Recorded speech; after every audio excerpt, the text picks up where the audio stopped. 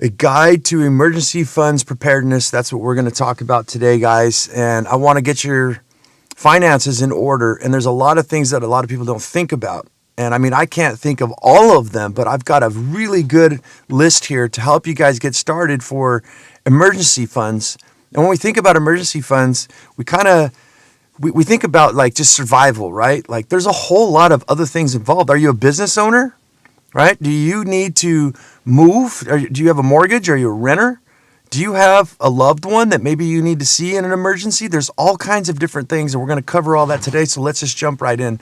The very first thing I think people are going to ask is, well, Adrian, how much should I have? What do I need to save for? Like, what's the longevity that I need? I don't know what your living situation is, but as we go through the list, I think you're going to kind of wake up to, wow, I never really thought about that. But a really good guideline for most people is like 3 months, 6 months to 12 months. Now, if you ask me personally, I would say each individual should have you should have a year's supply. That to me should be the minimum. 6 months maybe, but as we go through this list today, you're going to see why I recommend a year's supply. So if you're going to start out and you're going to start saving money, what you want to do is, if you can, I know a lot of people are hurting out there, but let's start with just the 3, right? And I've gone over this before. You need to add up all your expenses, your food, your gas, your rent, your mortgage, whatever. All of these things, we have a lot of stuff that is variable, meaning that it goes up and down, right? Your gas. If you're doing a lot of road trips or, different trips to the supermarket and things like that, going out to dinner, stuff like that, these are a variable. Now, we should have fixed, which is like your phone number, right? Your phone number, your phone bill, your electric bill, that's a variable, right? It goes up and down. Your gas bill. Natural gas, your mortgage, your rent, these are fixed, right? Your property taxes, things like that, automobile insurance, these are all fixed. So you need to organize all of those together and figure out what that number is. So once we figure out what that number is, I've talked about that again in other shows. You guys can take a look at scroll through and figure it out. Maybe if I have time, I'll put a link to the show I did on that. But add up everything. Oh, let me give you guys a tip before we move forward. What you could do is if you use your card, a lot of people use their credit cards for everything or their bank card. Look at your bank statements. And I know it's not the sexiest, fun thing to do, but you will never get out of the hole if you do not do this. I cannot stress that enough. This will change your life, your future for the better, for everything, for you, your children, your future self. You got to go over and figure out what those things are. So go over your bank list, grab yourself a pen is what I do, and I go line for line. And I'll know it'll say Exxon or Chevron or something, and I know that's gas. What I do is I put a little G right next to the number. Print out your bank statements, have it all set on your desk, and just go line for line. We know what food is, grocery stores, right, things like that. Organize all these things, then get a calculator and add them all up. At the top of your bank statement that you printed, what you want to do is put a G. That's for gas, right, for your vehicle. A P is what I put, phone, right? Groceries, I could put an F for food. And then add up everything that has a G, everything that has an F, and put those all in there. Do this for about 3 months. This is kind of like when people want to find their miles per gallon, their MPG in their car. What they say is fill up your gas tank about 3 times. Hit the counter. Why can't I think of that thing? The thing that counts your miles. Hit it to 0. Fill up your tank all the way full. Drive it to the same amount. Maybe you take your gas tank down to a quarter tank. Fill it up and do this 3 times, and that'll give you an average of what your MPG is getting in your car. This is going to be the same with your bank statements for your how much you're spending and what you're spending on. All right, so once you got that number down, now we know what to save. So let's just throw out a number and say you need $3,000 a month, right? So you know that for 3 months, if you got hit by a bus, you're going to need, if you're at $2,000, you're going to need $6,000 in the bank at all times as a reserve. Okay. If you're going for 6 months, I think you guys get the picture. You're going to need, 12 grand, right? I'm sorry, 12 grand. Yeah, 12 grand. If you're going to go for 12 months, you're going to need $24,000 in the bank at all times. And I know that sounds like a lot, but it is achievable if you put your head to it and you think of these things which we're going to move forward on, get these things in order. It is possible. But you need to know what exactly it is that you're saving for. So the next one I have here is your mortgage or your rent, right? So hopefully when you were doing your bank statements, you factored in what was your house payment or what is your rent. And the reason why I wanted to bring up this is that let's start with if you have a mortgage, Have you thought about any household repairs? Right, a roof starts leaking, plumbing leaks. Do you have the money? And the reason why I like to say this too is that I am in the construction industry, and there are people who have a 4-car garage. They've got a Tesla parked in there, and they don't have the money to fix the roof, right? They've got a problem. And I thought, well, maybe they're just saying that they want to find somebody cheaper. No, it's not the case, because they called me about 4 or 5 months later and said, hey, we finally saved the money to spend a $4,000 repair on their home, right? With all the damage and everything coming through. So this is insane. Even people who appear to be wealthy and successful sometimes aren't quite that organized. So yeah, if you have household repairs and things like that, you need to factor this in. So let's just go back to what we were saying: a 3-month, a 6-month, or a 12-month. That $2,000. That's just your mortgage. That's just let's just say your rent, right? This is not a repair that would happen. This is not also maintenance, which I'd like to add. Even if you are a renter, right? A washing machine. If you're like me, you buy good stuff. You can't afford to buy cheap stuff. It's going to break down. You're going to end up buying it multiple times. So what you want to do is maintain these things. I'm trying to think of a really good example. You know, a refrigerator, a freezer has this condenser, these lines in the bottom, and they fill up with dog hair or dust or things like that, and it causes it not to work very well, because everything overheats because it's got like fur on it. You need to go in there and vacuum these things out. You'll have this appliance for a very, very long time. If you have a water heater, there's a diode, I believe it's called, an anode.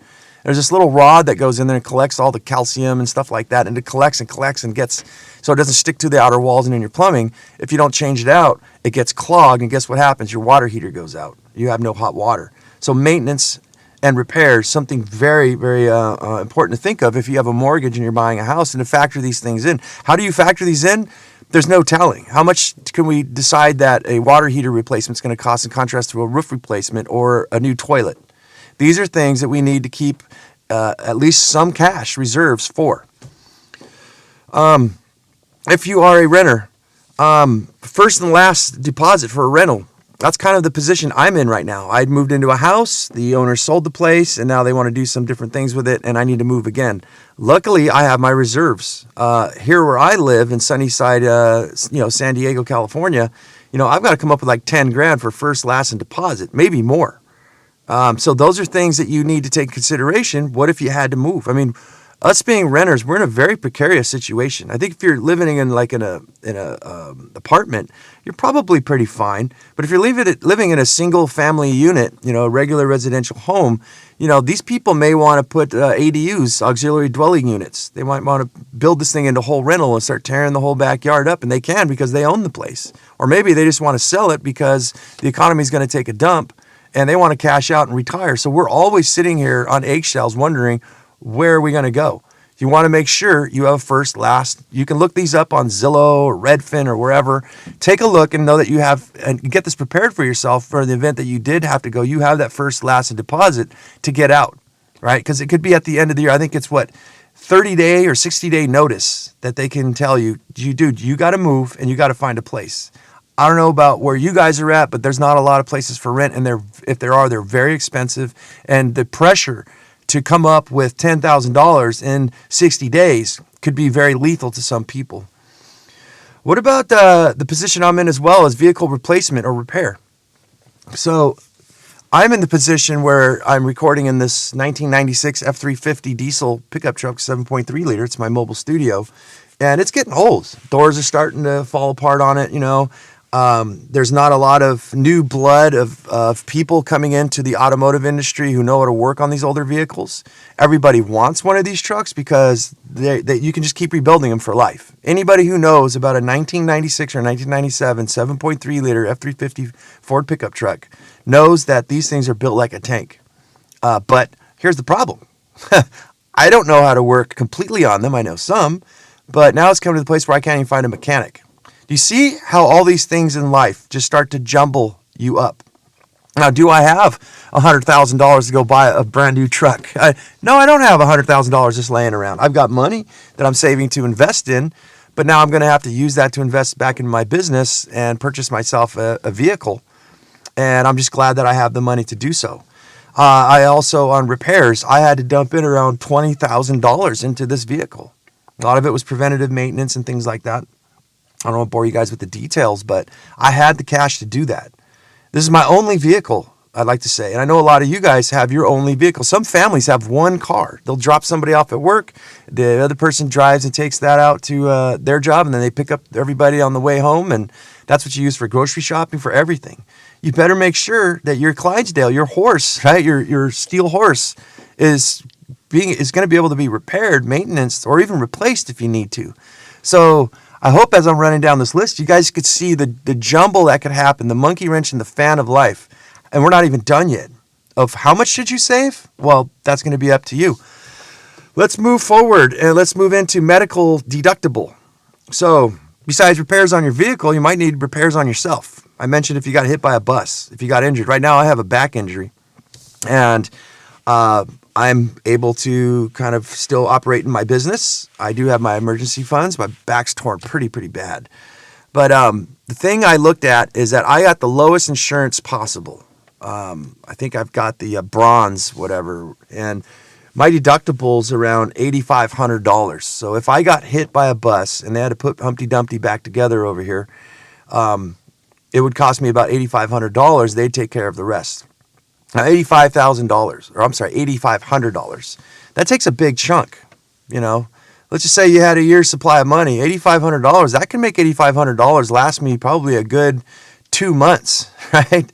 But that gets taken out of my emergency funds. Now let's also, I think I put in here, what if you had to you have medications, right? Pain medications and things like that you actually had to pay for. Or what if a loved one, God forbid, got some sort of cancer, diabetes or something like that, and your insurance doesn't cover it. And good luck trying to get insurance once you have an illness. So these are things to really take in consideration to buffer for. And I want to pause right here real quick to say that, in my opinion, and talking to my CPA, I don't think anybody has any business buying a home, and this was back then, unless you make a six-figure, unless you're making at least $100,000 a year.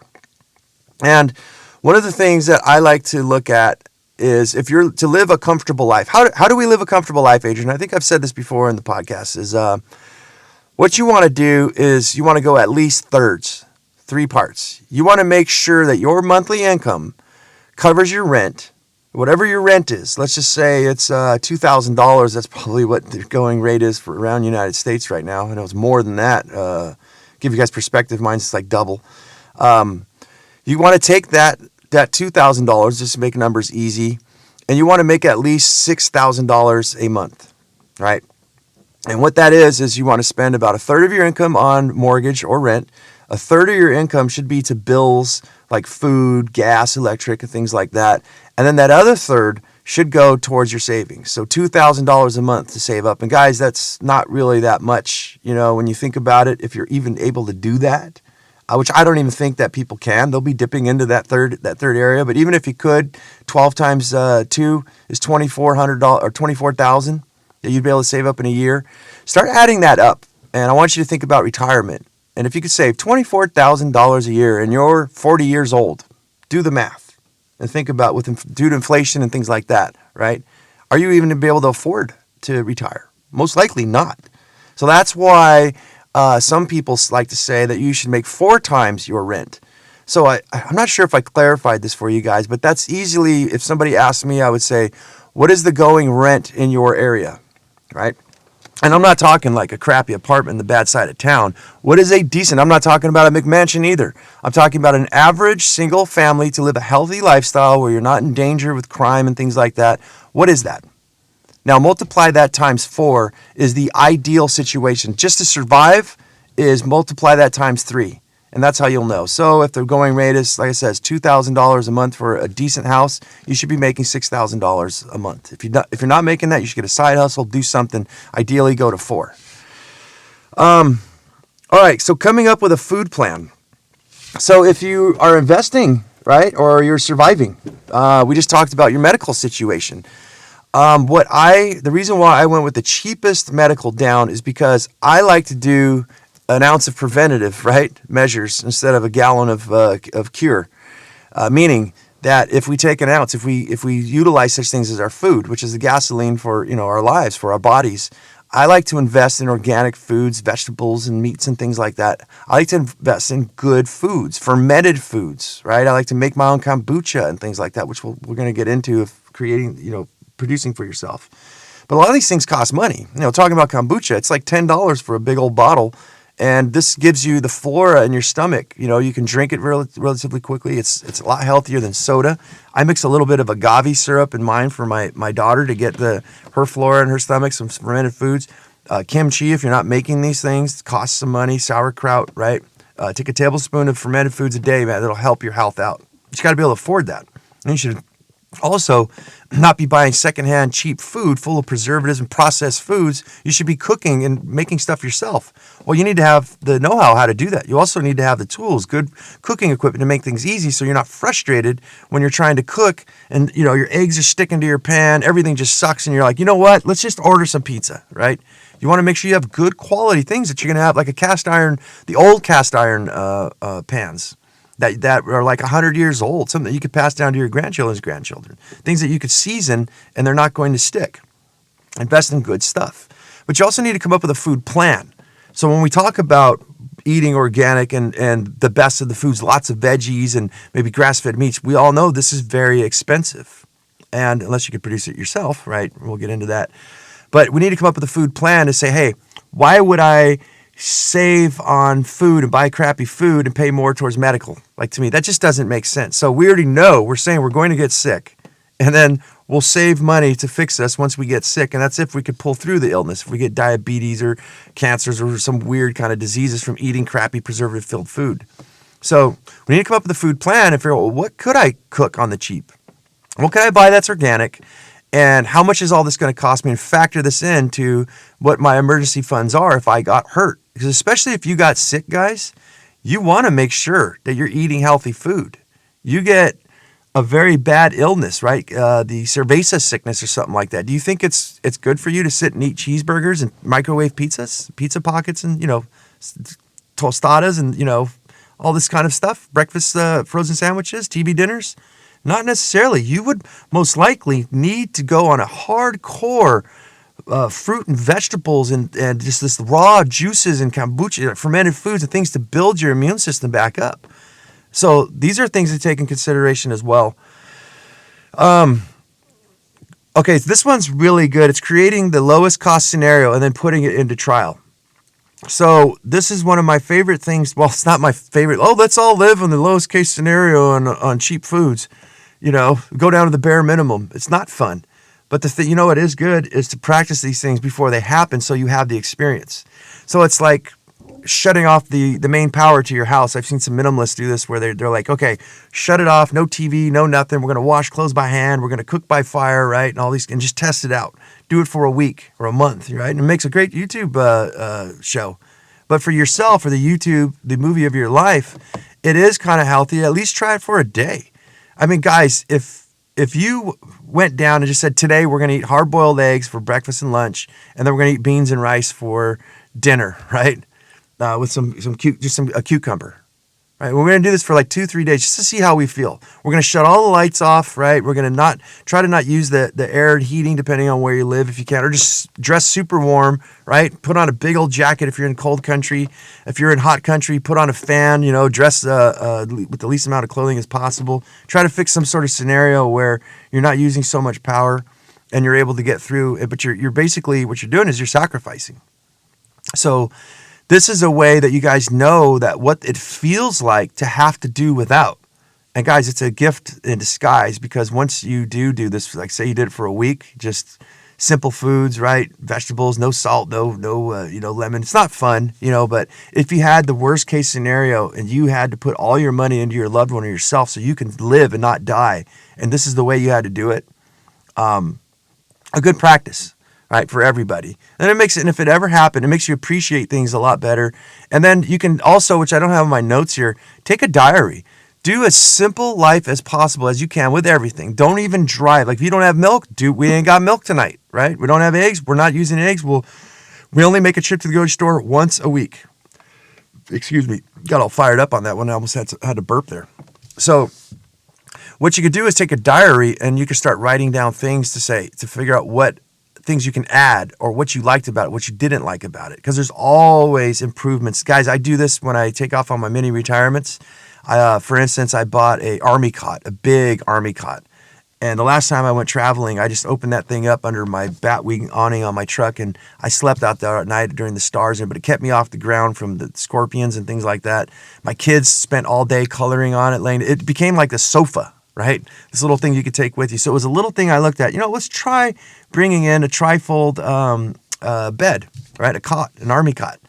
And then I thought of some other things. Why don't I get some more coloring books? Why don't I buy a new iPad and put a whole bunch of games on it so me and my daughter could play puzzles and stuff while we're out, and I could charge it by solar, right? All these little things. One of my coolest ads that I've had for survival and for emergency is a rocket mass stove I purchased, made out of steel. It's a little tiny square foot stove, only stands about 2 feet. You can literally cook food with newspaper, trash, sticks, whatever. Take it with you camping. You run out of propane, right? Once you're done with it, flip it upside down and use the coal to start a little fire. Awesome little thing. So yeah, a diary, definitely write down some notes. Next, travel considerations to spend with your loved ones. I've heard of, I've met a couple people so far where somebody was passing away. It was just, they're old, 98 years old. It's their parent or something. And this is the last time they're going to see them. And the parents live in, Florida, and the kids live in California. Do they have time to take off? Can they afford to take time off work?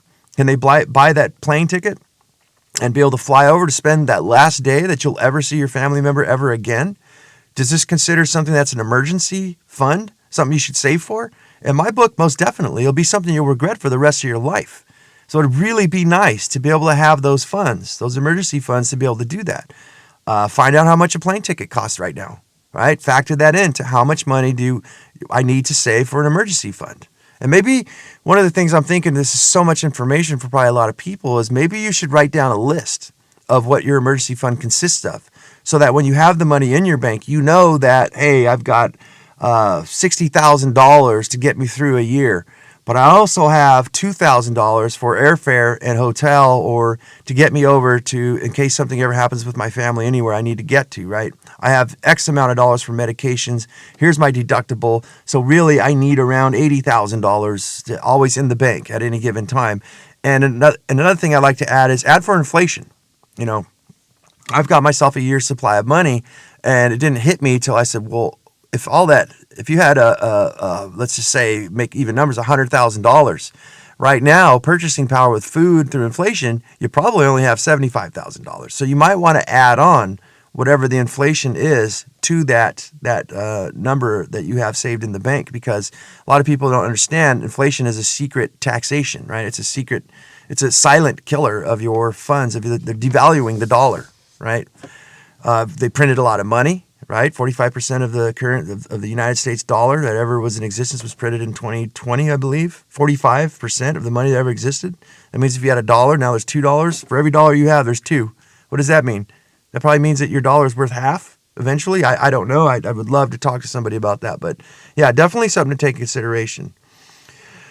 So real estate investors and how they made it through 2020 without collecting rent fees. Now, I'm not sure if this happened to everybody, but I know a lot of people didn't have to pay their rent, and it kind of hurt a few people, right? So the real estate owners, the mortgage owners. Now, one of the cookies I found through my studies of real estate investing is that a lot of people made it through in 2020 because they had emergency funds for something of this nature. And imagine you writing down an emergency funds, right? You're a real estate investor, and I'm not talking about just real estate investors. I'm talking about all of us, a business owner, a personal life, working a 9-to-5 job, and we're sitting here talking about all this stuff. What if my car breaks down? Who could even imagine that there would be a pandemic, right? That something would happen. Did I say that? Where you're like, oh my God, I'm going to lose my job. This is where it's like, you need to always have extra reserves. I don't mean to laugh at it. It just drives me crazy. And things continue to get crazier, nuttier, right? So yeah, this was a little cookie that I saw of how real estate investors actually made it through. And a lot of people don't talk. I think when you go to their seminars or pay for their full-blown courses, these are probably one of the things they're going to say is like, hey, you guys need to have reserves. And on that note, as I said, if you're going to purchase a home, like for myself, I look at, and I should have 12 months of supply of money. And whatever my down payment is, that's extra. I need whatever. Let's just say I had $100,000 in the bank. I don't have $100,000 in the bank. That's got to sit. That's my emergency funds for a year. That's for if my appliance breaks down, my roof starts leaking. Luckily I'm experienced and know how to fix pretty much almost anything in a home. In contrast to most people, they don't have that experience. But that money needs to set aside. And then now, if you want to invest, you need to come up with your investment money. You don't use your reserves. That just goes away. You forget, like it's not even there. Unless you need to adjust for inflation to add to it. It's the only time, right? So I have a note here of the Indians and the mountain men. And it's not pumice. I can't remember. It just slipped my mind. It'll probably come to me as I start talking about it. They would grind down beef jerky. And they would, oh my God, it's a pemmican. There it is. And they'd grind it down with some berries and things like that, some preservatives. And really cool, the stuff would last like 100 years. They found one, scientists tested it, and it was still edible. A guy ate it, Tom Brown Jr., I'm into his survival books, and he ate some of it and said it didn't really taste bad. It didn't taste like dusty, but they had it tested, and there was no pathogens or anything in it. But what these Indians and mountain men would do is they'd have to go hunt, right? And this is a perfect example of you and I in the modern day age of society here. They left these little banks of food out in different various areas where they knew if they didn't get the game got ahead of them. They could not get a buffalo or a deer or an elk or something, They at least had that food supply to get them back to their tribe or their home or wherever they were at as they were traveling. So these are things that I look at. We're not going to go burying stuff out in the middle of the hills out here, but these are little cookies. These are little things that we can learn from the past that we're not so far from. I think a big part of society is going to be back to the land, try to produce things for yourself, like your own food. And I mean, that's my plan I look at. But yeah, so keeping those reserves, taking that example of the Indians and the mountain men, and I want to move forward to what if you are a business owner, right? And you become in a short supply. Let's just say, like I said, a lot of people right now, at least in California, it's the great retreat, the great resignation, they say, right? Do you have enough money to keep your business rolling? So again, a lot of you guys work for Well, if you guys work for somebody, does that company have the funds, emergency funds, to pay you or to keep up product and sales when demand drops, right? Do they have enough to figure something out? Kind of, if you guys are into this stuff, you're reading Yahoo Finance and stuff like that, there's a lot of layoffs happening. That tells me that a lot of businesses aren't supplied with an emergency fund to keep everything rolling at scale. They have to, lots of businesses are shaving people off right now, mostly in the tech industry. I think it's going to come everywhere with this so-called non-recession that we're living in right now. But if you're a business owner, you need to think of that as that's like your vehicle. That your business is an entity in of itself, especially if it's a corporation. It's legally its own entity. You need to protect that entity with all costs, with everything you can, to make sure that business can keep thriving, because that's your bread and butter. That business goes down, you go down, you'll have to go work for somebody else. So I think a lot of people, I know this for a fact, that a lot of people don't factor in that their business is an entity in and of itself, and it needs to be nourished just as we do, right? You have enough money for life support, for like I said, for medications and your deductible and things like that. What about your business? You need to make sure that you've got that locked down. And one last tip I'm going to put here is the availability to produce things when they're short supply or even non-existent. So this is when I look at with the supply chain shortages, and I believe it's what they call it is globalization, right, guys?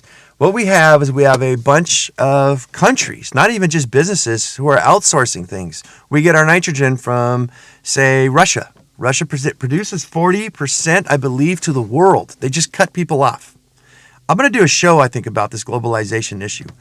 So I cannot believe moving from an individual. I can understand, sorry to say, from public education and things like that, they don't teach us the things that I'm talking about today, which is, you guys, it probably makes a lot of sense, but why wasn't it taught? I don't know. Just go out there and make money, don't learn how to save it, right? This is stupidity. We've had catastrophes happen worldwide for the whole history of our existence, famines, diseases, and things like that, weather catastrophes. But what gets me, I can understand the individual A lot of people don't have a chance. They don't think of these things until they're absolutely broke. But corporations or businesses, I could see how some of them can, let this slip by them to say, hey, we need to protect this. We need to come up with emergency funds or a way to supply for ourselves. But countries with thousands, millions of people starving because we can't get nitrogen, we never thought once that maybe this could happen. Maybe there could be a catastrophe or two countries could go to war. They'll be so busy fighting each other that, hey, we're not shipping anything right now. We're kind of in the middle of a war, right? This just confound this. I don't understand. And this is what I want to do with the show, with the next show I'm going to publish here, is becoming a country in and of yourself, to produce things when they're scarce or not even existent. So let's just stick with the nitrogen, right? Fertilizer to create food. A simple little thing in the world called food. I think that most individuals in their home should start saving their food scraps. If you started to get into worm castings and things like that, like I am, basically in a nutshell, can you take your neighbor's scraps? Can you go to grocery stores and those little tiny markets and stuff and get those food scraps and start learn how to make compost. Even if you don't use it, just learn how to make it. Dump it on your trees. Grab one fruit tree and just surround it with compost. All the stuff that you're collecting from your home or whatever, all that finished compost, and just watch that tree just bloom. If it's a ornamental, watch it just put more ornaments, right? Watch it just flourish to get that idea, that experience of how to produce something for yourself. And I look at the significance of these things, right? I'm not just talking about food.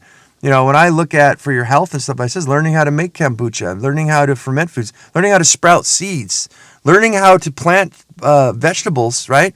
Here's a trick that I've developed. It's my own invention. Is what I do is I get myself a 1 foot by 1 foot wide container about 8 inches deep. And what I'm going to do is I'm going to plant myself a bunch of arugula, let's just say. So what I'll do is I'll sprinkle the whole top of this little planter basket box with arugula. A bunch of microgreens are going to pop up, right? And what I'll do is I'll slice all those little baby greens off. I'll collect them all, and I'll actually leave 3 or 4 plants and not cut them and let them grow up, right? So now I just harvested in this planter instead of having to dump it out. I got all my microgreens. I got myself a meal. And now what's happening is the plants that I left are growing up to seed. They're going to produce hundreds, if not thousands of seeds. And this is perpetual. What I do is then harvest those seeds. And then the next planting, I've got myself free seeds. I got a meal. And now I got a bunch of seeds to actually do this again, maybe twice fold. Now I can do 2 of those baskets off that one seed harvest. Once the plants go to seed, I'm going to cut those roots out. And guess what I'm going to do? I'm going to stick them in my compost, and they're going to come back. All the nutrients that are held inside that stalk and in those leaves is going to go back and leach into that soil so that I can do what? Grow another crop. So this is the type of thinking, the systematic thinking that I think we need to start visualizing here. There's such things as 3D printers for parts and things. I mean, we can go on and on. It could be a show in and of itself, but how to produce these things. But you want to start gathering tools, dehydrators and things like that, maybe to make dried fruit. Maybe there's an abundance of strawberries, or let's say bananas, right? There's a bunch of bananas that are on sale. They're starting to go bad for $1. You can get a huge giant box. Get those bananas, dry them up in the dehydrator, turn them into powder, add them to pancakes or make little banana chips. You have that dehydrator, you can produce something for yourself. Canning is probably the best example. Learn how to can. Get an electric canner. I believe I did a show on it. Or a regular old boil canner. Can a bunch of the food that you can't eat. You have all this waste, right? Instead of giving it away or throwing it to your compost, can it. Do stewed tomatoes, tomato sauce. Once you have too much of it, barter for something or give it away or trade, right? So these are all the things that I look at, guys. We need to start incorporating in our lives. Very, very important. That's to finish up on the show here, guys. I've told you guys I got to find a place to live. It's getting really tough for me. I'm only doing a show whenever I can. I'm kind of on vacation right now from the podcast, and I just want to reach out there and tell you guys I'm still here. I'm just very, very busy. I got to find a new home. We got planting season. Speaking of producing for yourself, I've got to create my whole my spin farm location where I farm off somebody else's property. With all these things going on in the world right now, I want to get my own compost systems going, and I want to produce more of my own food because the cost is going up significantly, and I'm tired of eating nutrient dense food. I want to create my own. So I'm looking to go larger and larger scale on all these things, and I'd love to talk about it. I just need your guys' feedback, right? I need to know what you guys want to hear about.